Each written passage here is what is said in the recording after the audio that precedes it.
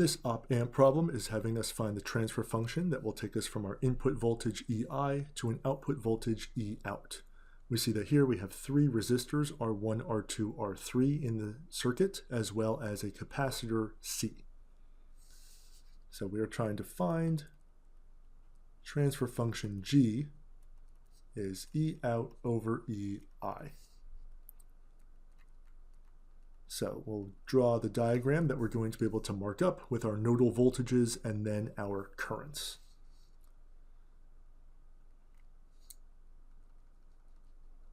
All right, so I'll start on the lower left-hand side here, and I have this EI voltage going across a capacitor and another node, my R1 resistor.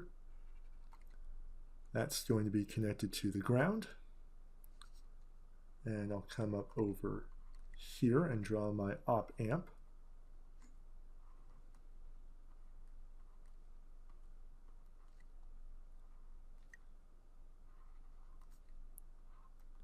And then I have the output of the op-amp goes through resistor R2 and then resistor R3.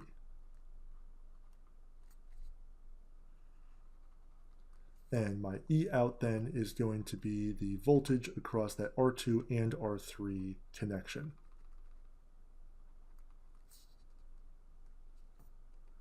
All right, so everything is represented here, so I'll start putting in nodal voltages. Starting with the ground is 0, and then every node that is simply wired to it with no element in between must also be 0. So everything on this bottom is going to have 0 volts. And now I'll do the upper right, has to have a voltage of EO, since I know the voltage drop is EO from this node to the bottom, and since the bottom voltage is 0, this has to be Eout to have a drop of also Eout. Same idea is true on the upper left. EI in the top left, since its voltage drop down to 0, is known to be EI. So I'm left with a couple of nodes that I don't know are 0, I don't know are EI or Eout, so it's going to be some other voltage. So let me arbitrarily pick one node for the moment. I'll call that EA. Now, that is directly wired to this point, so that must also be EA. And because this node is going into the negative input of my op-amp, and I know in an ideal op-amp that the voltages of the inputs have to be equal, that means that this node also has to have a voltage of EA. And since it's wired directly to this node, that would make that also EA there. So now every node has a voltage associated with it, 0, Eout, EI, or this new voltage I created or new variable I created, EA. So now, with the nodal voltages labeled, let me go on to my currents. So I'm going to just say that this is I1. Now when I get to that EA node, it's going to split. What I can say about the top branch is that that will have to be 0 because that is wired directly into an input into my ideal op-amp, which can have no current going in. So that must be 0. And by KCL, that makes this also I1. And I can say here, coming out, I have some current I3. I haven't used I2 yet, so I'll use I2 here. And that is going to also then be I2 here, and then it's going to split when I get to that bottom node. But again, this branch must be 0 because it goes directly into the negative input of the op-amp, which means that here, that must also be I2 going across resistor R3. So all the important branches we see are now labeled with their currents, and all of the nodal voltages have been labeled. So I can go on and start to write some equations that are going to eventually have EI and Eout in them so that I can get my desired transfer function. Next step, writing equations, and I'm going to use all nodal voltage drops to do this. So my first equation, well, I need something with EI in it, so I'm going to start in this upper left, and I'll look at the drop to EA. And I'm going to go with the current I1, so end voltage minus start voltage EA minus EI equals the voltage drop. So here that has a C as its capacitance, so 1 over CS times my current of I1. And I'll keep a tally over here of inputs and outputs. So here EA is an output, EI is an input, and I1 is an output as well. So 2 outputs so far, and neither of them is the one I ultimately need, that Eout. So let's come back here. Oh, I forgot to label that point is also a voltage of EO. And actually that's what I'm going to use next, because I'll go from that point EO to this point EA, so that I at least have an equation that has EO in it. So going with that current I2, my end point is EA, and my start point is EO. And I'm going across a resistor, so I have a voltage drop of negative R2 times I2. So I've added outputs of I2 and Eout. Right, so picking this, I'm now going to have at least 4 equations. Again, probably a more efficient selection of equations I could have written, or node-to-node voltage drops I could have written, but this will get me to where I need to go. Let's get a third equation. So we have the output that we're looking for, Eout. I'll mark that. We have the one input we have. So ideally, the equations I develop will have no additional unknowns in them. Now, let me do another voltage drop here. I'll go from this EA at the top down to this 0. And I'll go with the current I1. So that's 0 minus EA equals, the voltage drop is negative R1 times I1.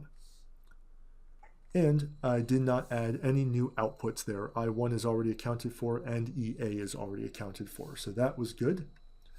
And I could do one more equation here. I'll go from this EA on the right down to this 0 with the voltage. So I'll get 0 minus EA is a negative, this is R3, and that current is I2. So again, looking at this, EA is already an output, I2 is already an output. I have not added any more. So I have 4 equations for my 4 outputs. I've developed a solvable system for the transfer function that I'm searching for. Now, really in retrospect, I could have done this without involving EA at all. I could have, in principle, gone from this point down to 0, and EA doesn't appear there at all, and it has one constant current of I1, so that would have been one equation. And I could have gone from this point to this point directly through without having EA, because it's one current going through an R2 and an R3. So I really could have done this with probably 2 equations at a minimum and had a little bit quicker time solving it.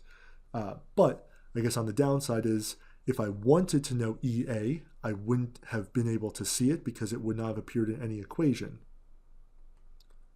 So I would have lost that.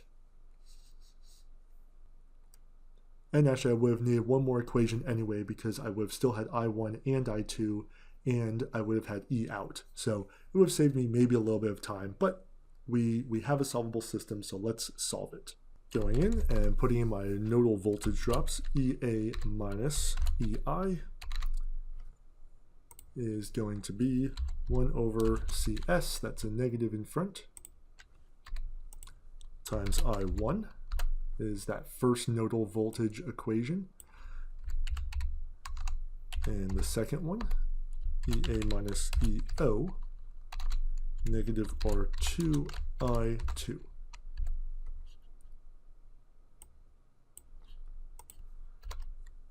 Equation 3 is, I'll just put here negative EA, since the 0 doesn't do anything, minus R1 I1. And my fourth equation from that fourth nodal voltage drop is also a negative EA, but that is negative R3 I2.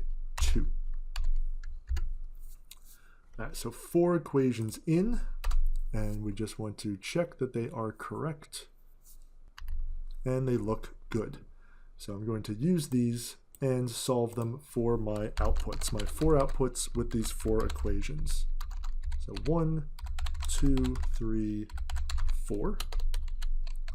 And I'm solving this for EA, I1, I2, and ultimately Eout, which is what I really cared about here. So solving this, everything looks to be okay. Let me get rid of that extra bracket. So I have what could potentially become the transfer functions for EA over EI, I1 over EI, I2 over EI, but most importantly this EO over EI, that is going to be our transfer function G.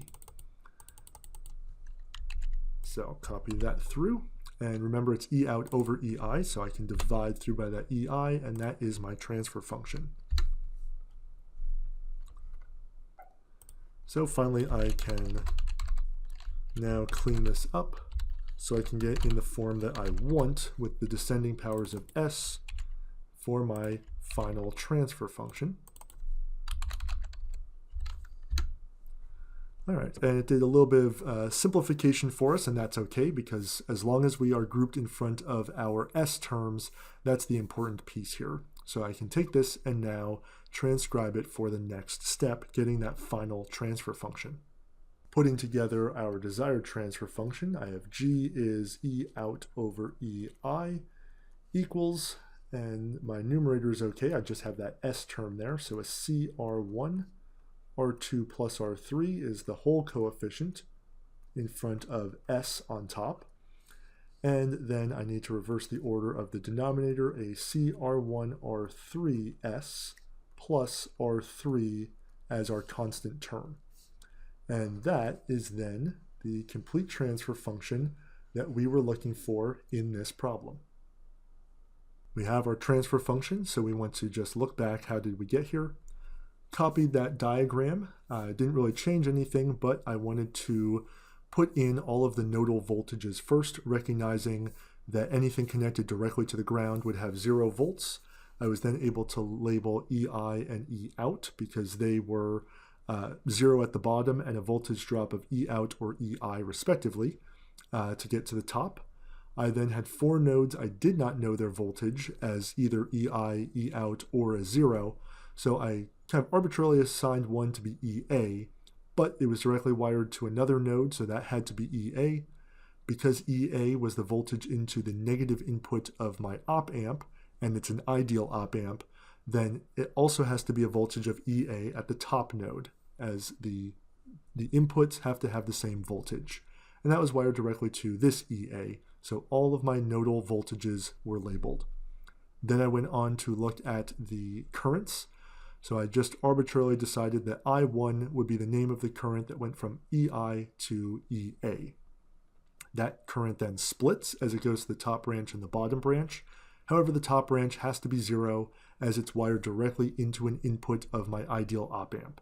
So the bottom current had to be I1.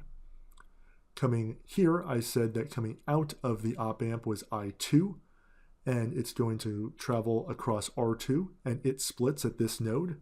But once again, this left branch goes into an ideal op amp, so it must have a current of 0. So all of I2 has to go across R3. And now I have I1 and I2 established, and I have these branches labeled with their currents. Using the diagram, I came up with here 4 equations for 4 outputs, EA, I1, I2, and Eout or Eout, and my input EI. Again, there's maybe a smaller collection of equations I could have used, maybe 3 equations or even 2 equations, but looking at my total equations matching my outputs, I know that I have a solvable system. And since I'm using Mathematica to solve this, having 1 or 2 additional equations is not going to be really a big deal because Mathematica is handling the algebra for us. As long as the equations are correct and we have the same number of equations as we have outputs, it's going to be fine to solve it. If we were doing this by hand, then reducing the number of equations and unknowns we have would probably be more beneficial. So using those 4 equations and solving for our desired transfer function Eout over EI, we got our transfer function with descending powers of S in the numerator and our denominator. And looking at the transfer function, since all of the parameters are constant and I'm strictly adding, this would be a non-inverting circuit the output voltage will have the same polarity as our input voltage. So if the input's positive, so is the output. If the input is negative, so is the output.